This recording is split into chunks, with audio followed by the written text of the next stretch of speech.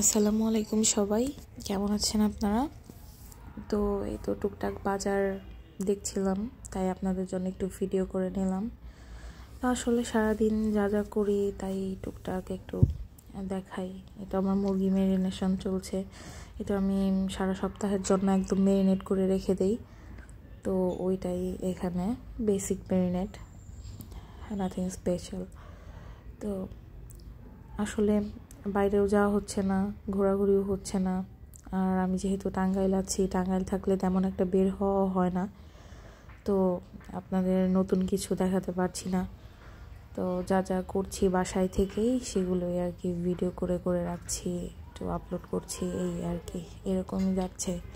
খাওয়া দাওয়া, তারপর হচ্ছে একটু এই টুকটাক এই তো বক্সে করে রাখলাম, একটা বক্স একটু বেশি রেখেছি। এদিকে আবার আমার আরেকটা পার্সেল চলে আসছিল, তো পার্সেলটা চেক করে নিচ্ছি। এদিকে আবার মনীষ গাজর গ্রেট করে নিচ্ছিল।